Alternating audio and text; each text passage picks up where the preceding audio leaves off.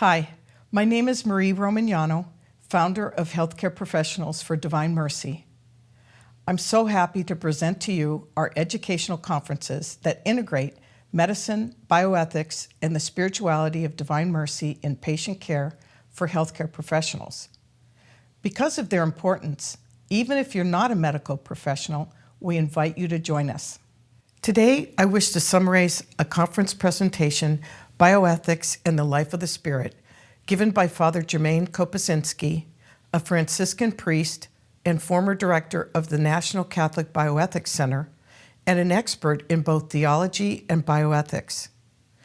In his presentation, Father Germain points out that words do matter and words in bioethics are worth fighting for. He points out that the dignity of man comes from God, and it is the Spirit that gives life.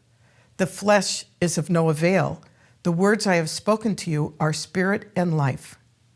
Father noted that the prime directive on the old Star Trek television show was do not interfere in the development of another civilization. Likewise, the prime directive in medical ethics has been do no harm, and in the field of ethics, it is do good, avoid evil. We must choose our words carefully, and woe to those who call evil good and good evil. Isaiah 5:20. Yet in these troubled times, it seems things are upside down. We have no problem in saying a vegetable has no rights, but a profoundly disabled person does.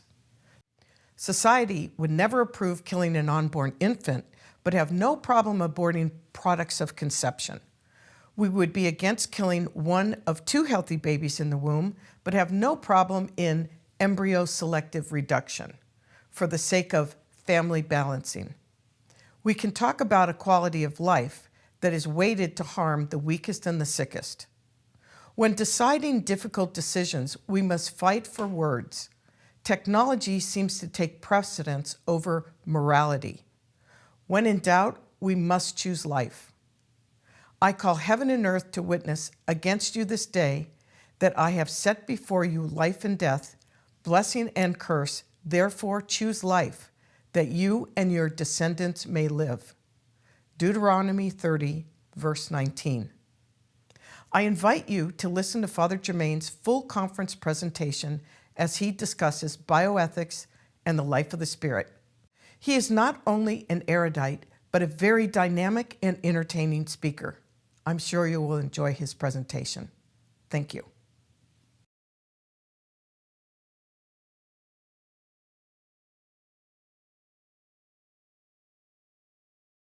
There will be a final exam, of course,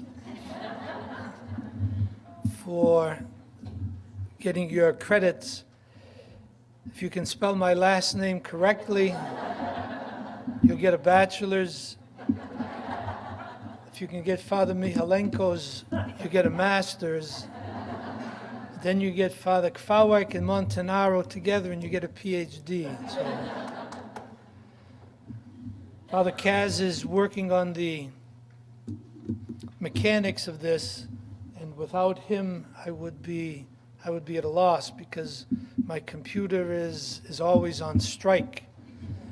I was told that that's the greatest oxymoron in the English language. Microsoft works. And I think that is the case. So what's your favorite movie line of all time? I often ask that question, and many times people will raise their hands and say, make my day. Or there's one that I like from the movie Jaws.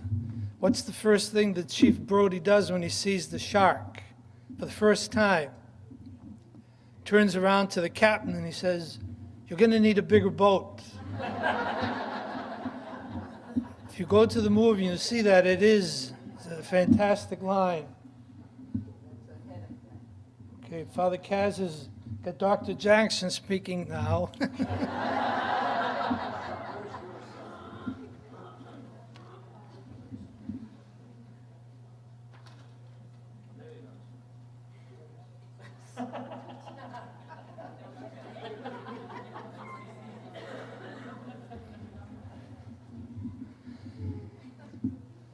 Frankly, my dear, I don't give a damn usually comes in.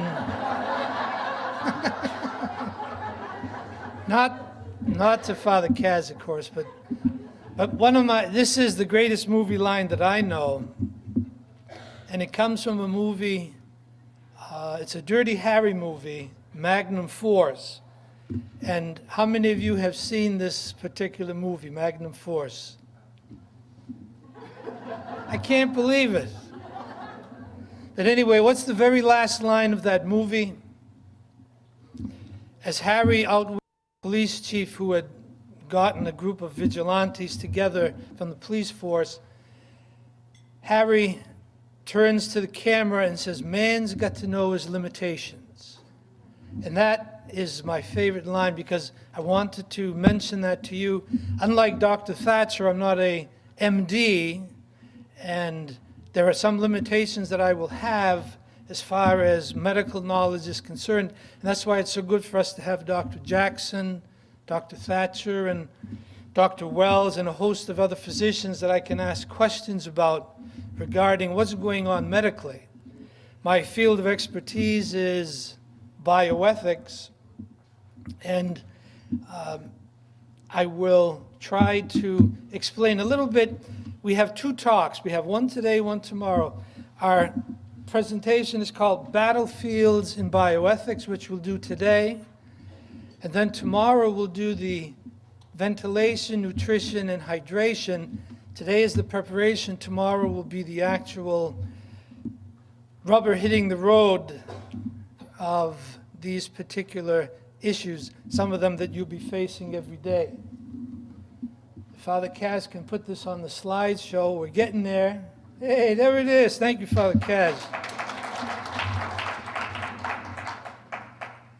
By the way, for those of you who want the credits, you can sing my last name to the tune of the Mickey Mouse song. My brother had 6 kids, and that's how we taught each of the kids how to spell their last name. So just think of it in your head, and you can repeat it after, but it does indeed work.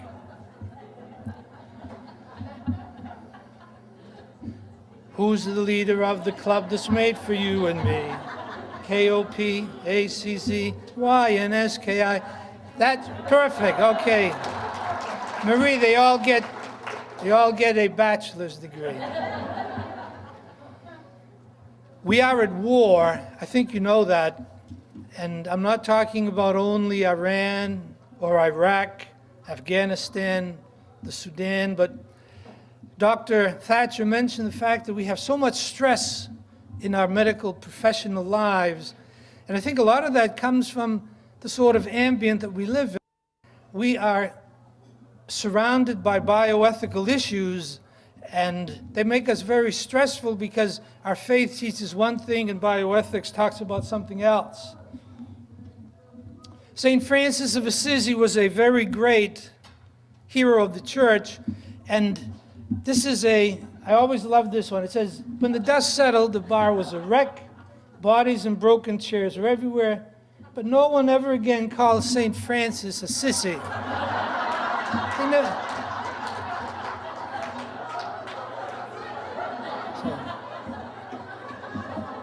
So,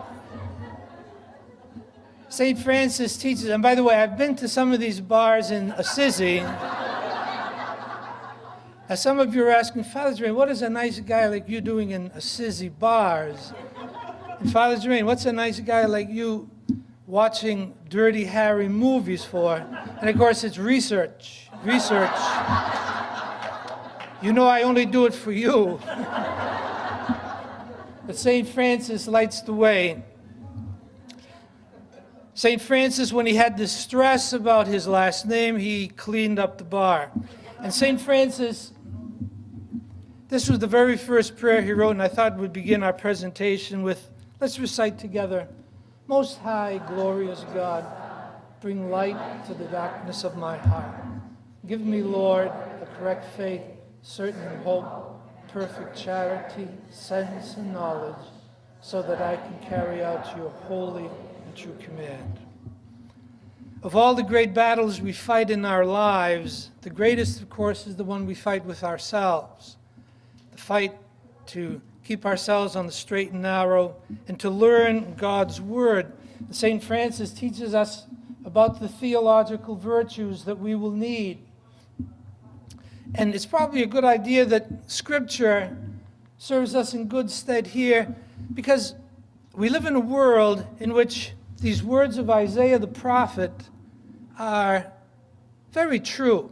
And he wrote this thousands of years ago. Woe to those who call evil good and good evil, and change darkness into light and light into darkness. In some ways, that might well be a picture of our bioethical landscape.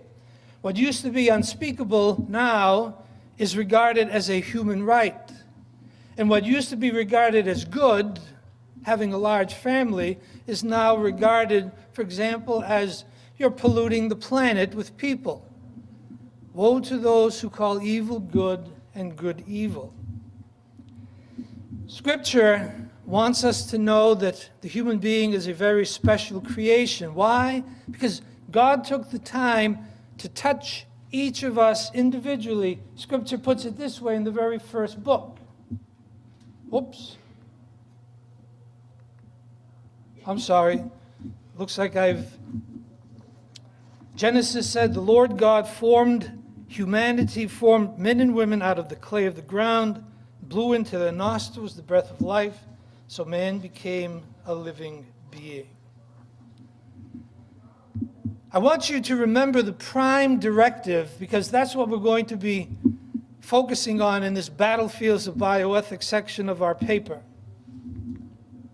Now, what is the prime directive? Now, those of you who are in different disciplines, whether it's nursing or medicine, each discipline will have its own version of the prime directive. Now, what is the most famous instance of the prime directive that you know that comes from popular American culture? Yes. Now, I noticed that Dr. Thatcher had McCoy and one of the nurses. Dr. Thatcher, where are you? You had you had McCoy and the nurses there, so the Star Trek theme is there. But Star Trek actually invented the prime directive, and that used to be my very favorite television program of all time, at least until Tremors the series came along. But if you'd love Star Trek, who was the great hero of Star Trek? Now, this is what Captain Kirk really said. This was his prime directive, but he never said it quite. He said, do what you want, just don't blow us up. What was the prime directive on Star Trek? Yeah, don't interfere in the ongoing civilization of any culture, right? They had 69 episodes of the original Star Trek, and what did they do for each of the 69 episodes? They interfered in the development of local cultures. So the prime directive honored more in the breach than in the observance. If I were to ask you, give me 4 words that are the prime directive in all of ethics that Jews and Christians and Buddhists and Muslims and Zoroastrians and Hindus would agree to, what 4 words would you tell me? That's more for medicine. That's getting a little more specific. But for all human beings, I think this is what all would agree to.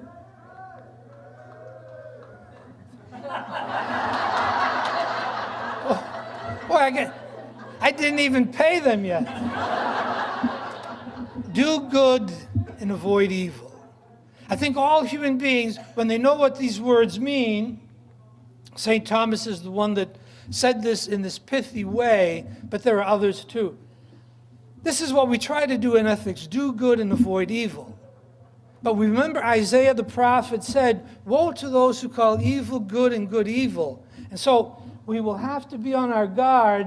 What do we mean by good and what do we mean by evil? Now, all of you, or just about all of you here, are healthcare professionals. What's the prime directive in medical ethics?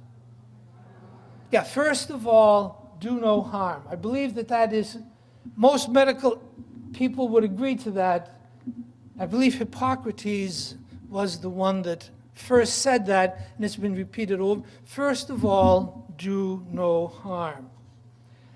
Now, if I were to give you the prime directive for bioethics, what would it be?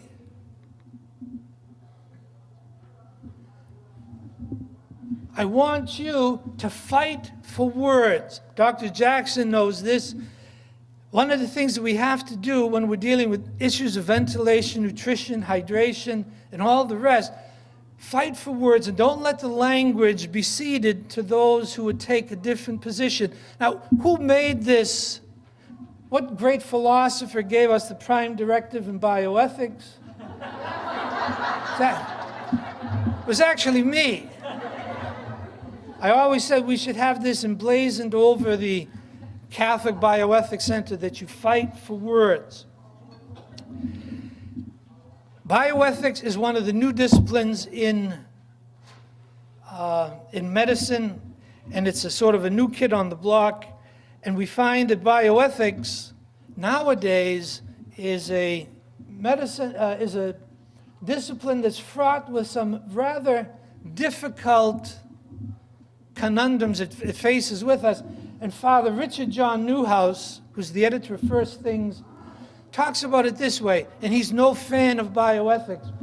Thousands of ethicists and bioethicists guide the unthinkable on its passage through the debatable. At one time, it was unthinkable that a mother could kill her child in the United States of America, but somebody decided, well, let's make it debatable, let's call it choice now, becomes justifiable with this reason, until it's firmly established as the unexceptional. You can't be a Democratic candidate for president unless you back the abortion liberty.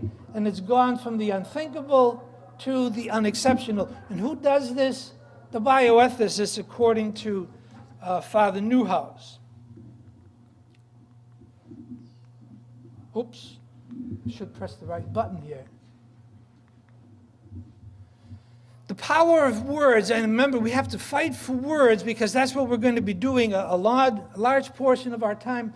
If I tell you we will do human cloning, immediately hackles are raised. So a bioethicist, clever fellow that he or she is, will decide, we're not going to do human cloning, we're going to do somatic cell nuclear transfer. And what happens is that the people, the man in the street, if you will, who knows full well what this is sort of at a loss to understand what somatic cell nuclear transfer is, and suddenly the camel's nose gets in the tent, and the change of language makes this more likely to occur. Even the governor in California has gone along with this. He thinks that this is the greatest thing since Raisin Bran. There are some that would have you believe that Terri Schiavo, her life was not worth living because she was a vegetable. And they use that word, vegetable, and of course that's a pretty loaded word to apply to a human being. Okay? And yet they did, and they got away with it. At least some did. But what disability rights groups were saying, and what some in the church, many in the church, but not all, wanted to get out, was the fact that Terri Schiavo was a profoundly disabled human being. And we'll see more about Terri tomorrow in her particular case. But the power of words to shape reality, if I use the word disability, I'm trying to get you on board that this is a life worth saving. If I use the word vegetable, I have given the game away, and I want you to make that life expendable. Euphemisms abound. In the beginning of life, you have all of these euphemisms, if you will. If you don't talk about an unborn child, if you call it products of conception, you have dehumanized in some way. If you have 3 fetuses developing and you decide to take away two, and you don't call it killing two, let's call it selective reduction. And the whole list goes on and on. End of life, which is what we'll be interested in, especially for tomorrow, we have, this is a new one, relatively new, and we'll see where this comes from. It's a California state decision. Sometimes people weren't in the persistent vegetative state, but they were in what they called a minimally conscious state. And of course, it seems to me that the minimally is the operative word here. But once again, it's the creation of some very smart people to get you to think that this life is somehow not worth living. Let's not talk about euthanasia, but compassion in dying. Well, that's a good word, compassion. Let's use that, and on and on. And finally, physician-assisted suicide. Suicide, we know, is one thing, but if I can get a physician involved here, suddenly it sounds a little bit better. And so can you see the power of words to shape the discourse of what it is that we're doing in medicine? And you are at the front lines of this, as you know. What is bioethics? There are as many definitions as there are bioethicians, but I like this one because it was good enough and bad enough that you could pick it apart. A discipline combining biology and humanistic concerns in a science that would establish a system of medical, environmental priorities for global survival at acceptable levels of quality of life. Now, this was written by H. Tristram Engelhardt, Jr. He used to be a Catholic, then he became an Orthodox, then he became an atheist. I don't know what he is. He's on a long journey, an odyssey, if you will. But what is it that's interesting about his definition of bioethics?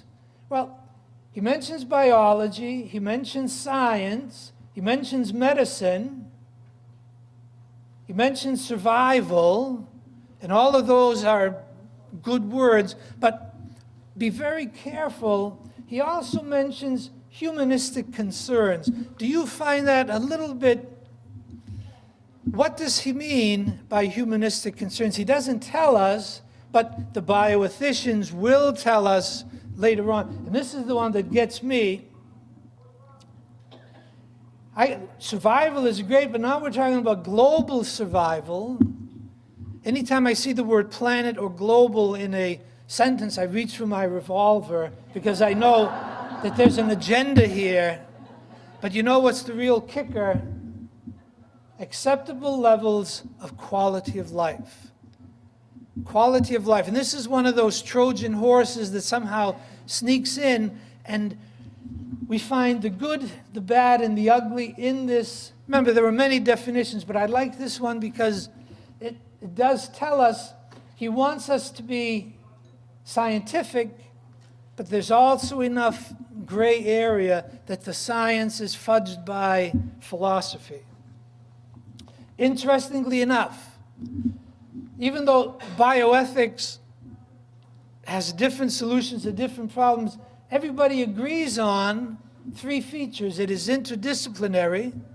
We have nurses, doctors, lawyers, we have theologians, philosophers. We have all of those who are here. So it's interdisciplinary. All of us agree on the major issues, and all of us agree on the ever-expanding role of technology. The disagreement comes in with how do we handle these bioethical issues, but what they are, everybody sort of agrees with. These are the major bioethical issues. We began with these and we continue with these. How do we allocate scarce resources? How many of you are involved in that? We will be interested especially in the management of illness, terminal and chronic. Dr. Jackson will talk about some of this technologically assisted reproduction, decision-making for the dependent. So these are the issues, and everyone agrees that these are important. Now, technology is also at the heart of advances and in medicine, and everybody loves science, right? And so The technological imperative says the following: if we have the technology to do something, then it is imperative, it's morally right to use it. If we have the technology to keep a person alive on respirators, ventilators, with feeding machines and so forth, then we should use it. That's one way that the technological imperative could be used. That's actually an abuse, but the technology is there. We have the technology to clone human beings, or we have the technology to do away with human beings giving birth, and we can have birth in the labs. The technology is on the way. Is that a good thing?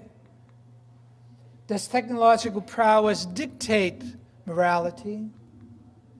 Does technology trump morality? That's one of the major questions of bioethics today, and I would say that's one of the major reasons that we live in a world that's so stressful, because our faith might say one thing, and yet medicine, or at least bioethics, bioethicians are saying something else.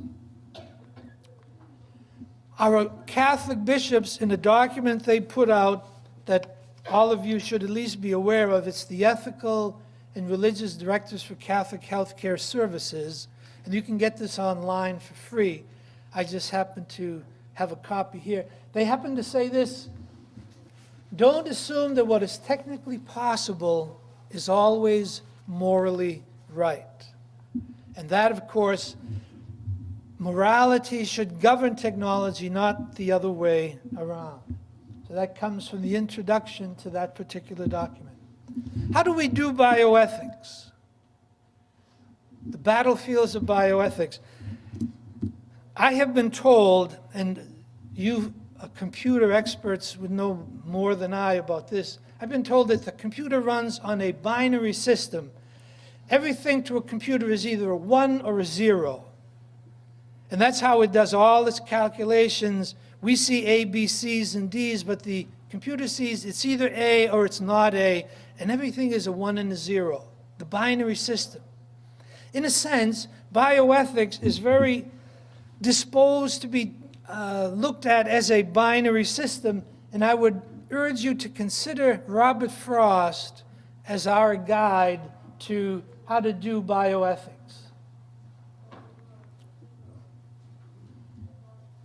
Poem that we all knew as children, at least most of us: two roads diverged in the yellow wood. Sorry, I could not travel both, and be one traveler long I stood. Interestingly enough, this notion of two roads that we can take is very prominent in the church as well.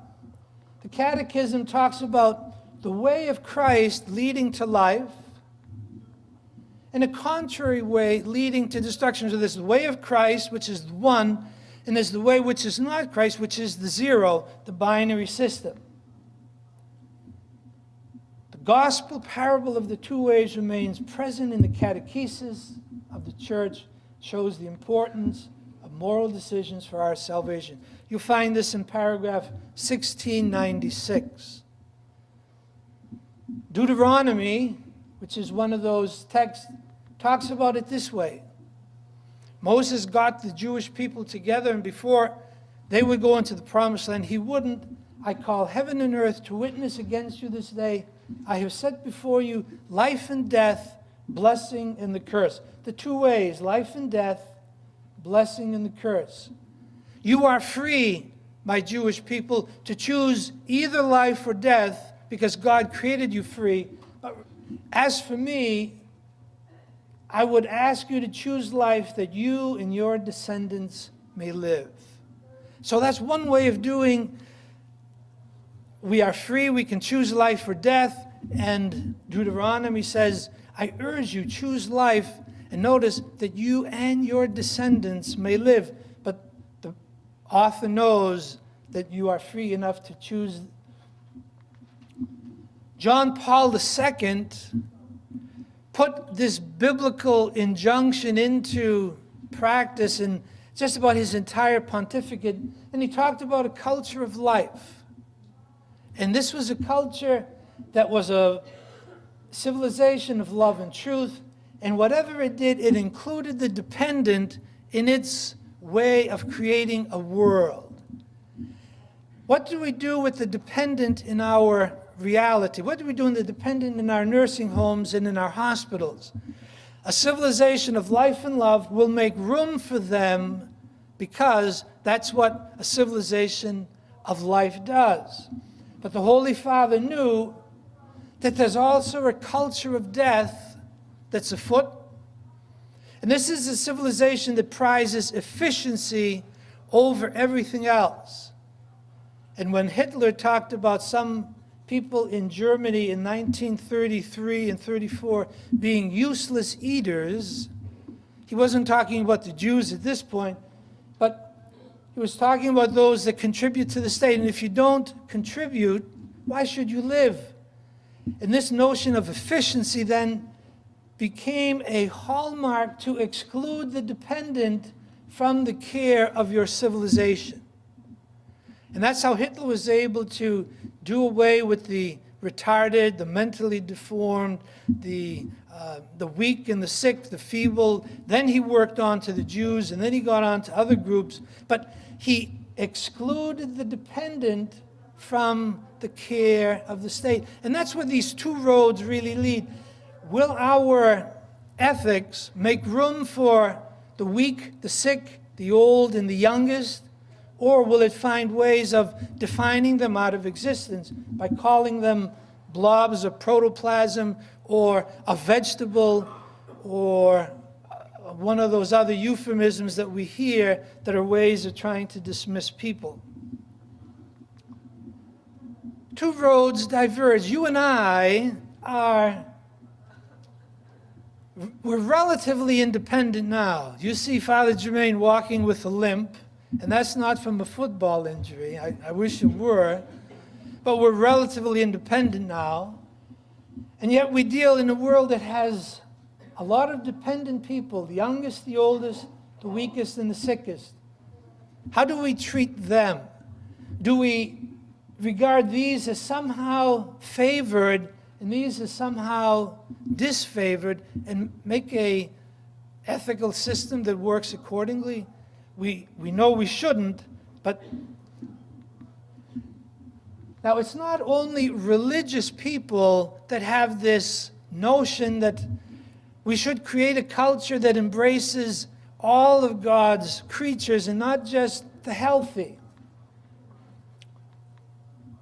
I want to ask you this question. Who said the following?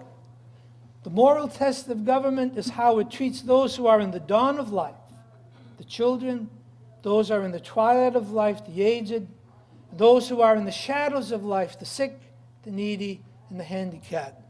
Was that Pius XII? Was that John Paul II? Was that Ronald Reagan? Who was that? Yeah, hey, Mother Teresa is always a good bet in a Catholic venue. But actually, it was the happy warrior, Hubert Horatio Humphrey, a Democrat politician back in the 60s, could say this and mean it with all. As you know, he was he ran for president and vice president, and he came very close to being elected. But Humphrey knows that it's not only a religious point of view that will make room for the dependent among us, it is a political, and the best of politics is involved in what Humphrey has to say here. We've gone a long way from that now.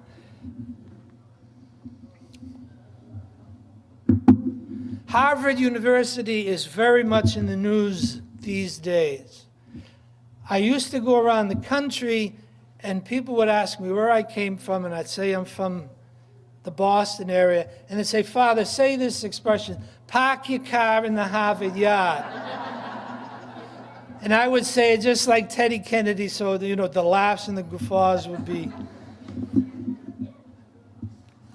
Harvard University, I just saw a young lady, a sophomore from Harvard, on the news this morning explaining how she didn't really plagiarize from another novelist. You saw her too, and she's a very gracious young lady, and the suspicion is there, but Harvard always makes news. The president of Harvard, Larry Summers, happened to give a talk about a year and a half ago to a group of pointy-headed intellectuals from Harvard, excuse the... Before you know it, he lost his job. He happened to say something about women and technology and science, and lo and behold, they're going to have a new president. So I'm putting my name in the ring here, because I could use the upgrade. But Harvard makes news. Around the turn of the last century, between the 19th and the 20th centuries, Harvard had a conundrum. They put up a new building, Emerson Hall, and it was the hall for the philosophy department. And the president of Harvard at the time was Charles Stearns Eliot, and he asked the philosophy department, what inscription would you want on for Emerson Hall? Now, they being good philosophers, they all got together, and I think William James was among that group, and they said, we want on Emerson Hall the famous statement of the sophist philosopher, the father of relativism, that man is the measure of all things. That's what we want, President Eliot. They went home for their summer vacation, and when they came back, in those days, Harvard presidents weren't spineless cowards, and they actually went against their faculty much more so than they do today. And if you go to Emerson Hall to this day, you don't find this, man is the measure of all things, but you find this. What is man that thou art mindful of him? Now the difference between the one and the other, man is the measure of all things, is a human-based ethics, if you will, where man is the only interlocutor, and there's only, it's a monologue, only man. But in this one you have a dialogue. What is man that thou art mindful of him? God and man in a dialogue. And this actually comes from the 8th Psalm. And how ironic it is that the 8th Psalm graces the Harvard University philosophy building to this day. They've never decided, they never wanted to sandblast it away. And always a little thing about Harvard that you'd want to know.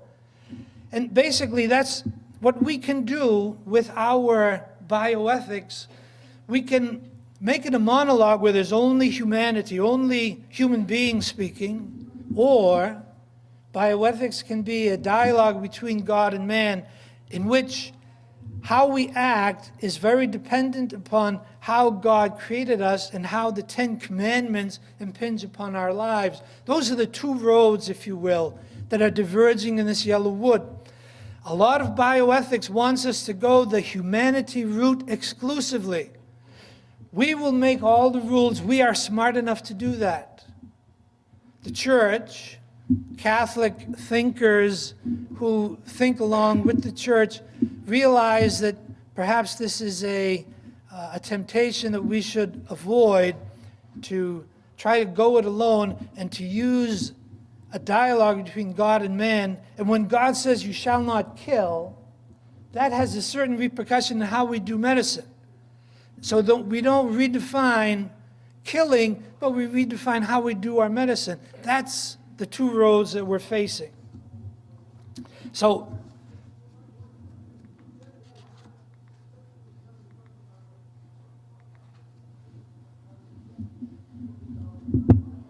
how did they sell abortion to the American public?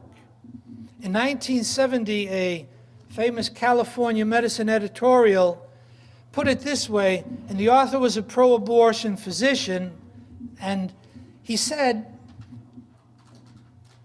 very considerable semantic gymnastics were required to rationalize abortion as anything but taking a human life. And they would be ludicrous. People would laugh us out of court if they realized that they were not often put forth under socially impeccable auspices. Hey, I finally figured out how to get, I don't know how that unwanted, but That's how abortion became sold. It was, forget about the divine law, focus on the human law, and before you know it, you will have judges, lawyers, and healthcare professionals all backing that abortion license. California Medicine, 1970. How do we do bioethics? And this is what we're going to be doing for tomorrow when we're talking about some of those actual issues. I want us to learn something from the feminists. They always told themselves that they should employ a hermeneutic of suspicion. When you hear something from a bioethicist, be very suspicious. Don't let that go without examining it for yourself. And I think that's very, very important. Secondly, for all of us in this room today, most of us are Catholic, but perhaps not all. And I think it's something that we should keep in mind as step 2 of how to do bioethics. A truth of faith and a truth of science can never contradict. If something is really scientific, it will not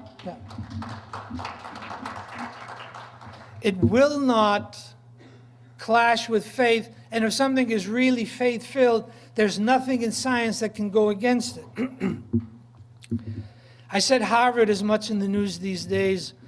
Evolution is also much in the news. They found a fish in some sort of sedimentary layer up in Canada a little while ago, and it has an unpronounceable name of the Tiktaalik fish, and everybody said, oh, this proves that evolution has taken place.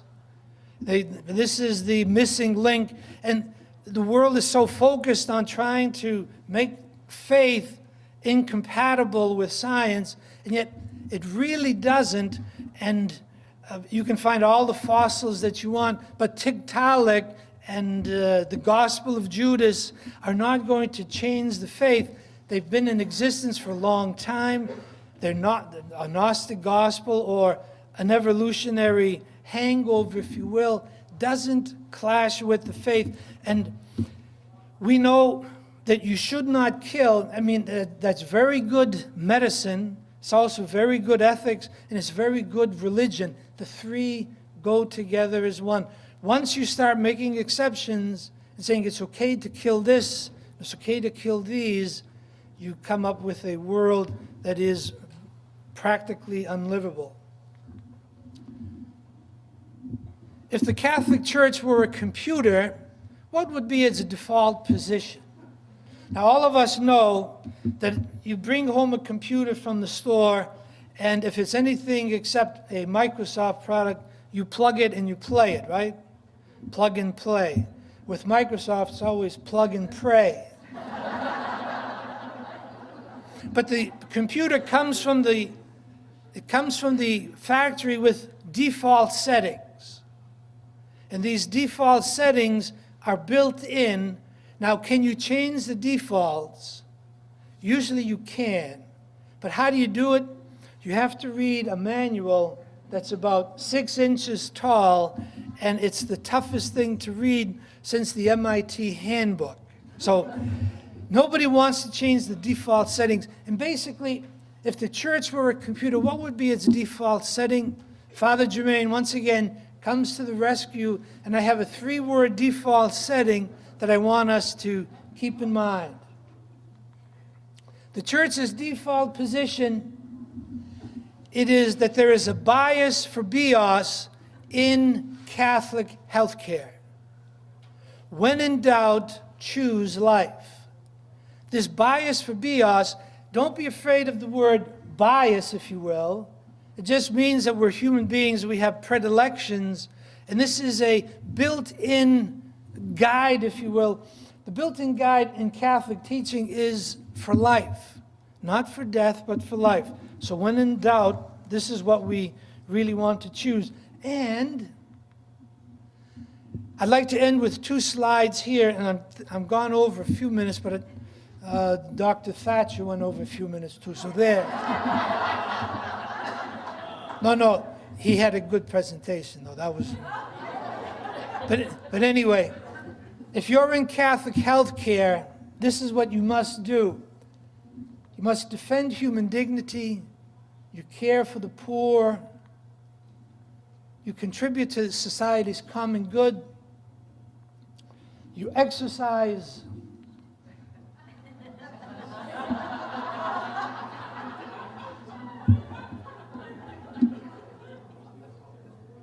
Hey, thank you. I don't know how I'm doing it, believe me. That Gates.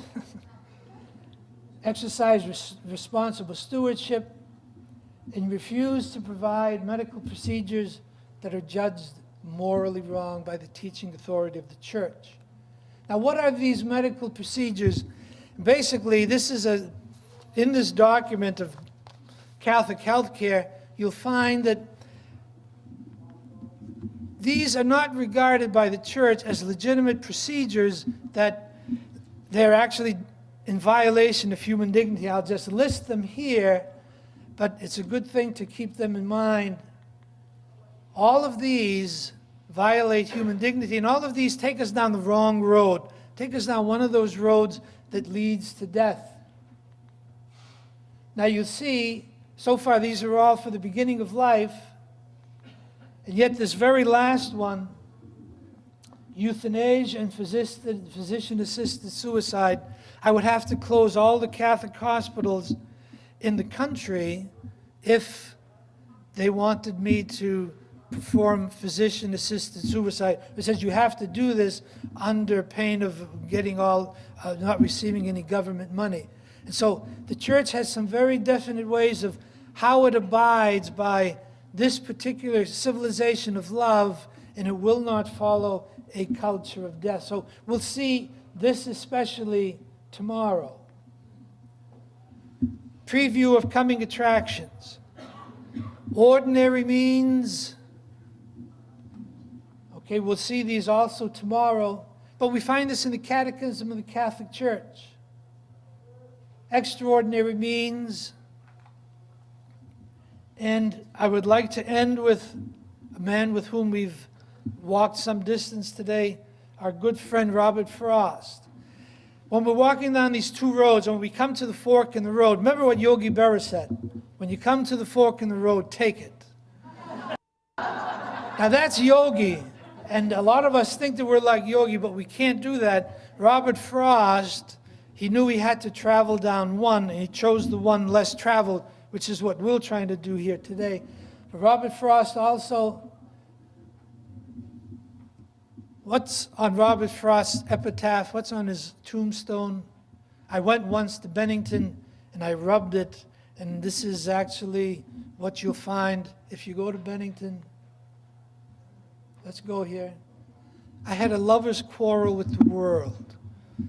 In a sense, all of us in this room are here because we do have a lover's quarrel with the world. We love our world. We love the medical people in it who don't always share the faith. And sometimes we quarrel with them because we think that our way is a way of life and theirs is not. We have to engage in dialogue. But this lover's quarrel with the world is something very important for us.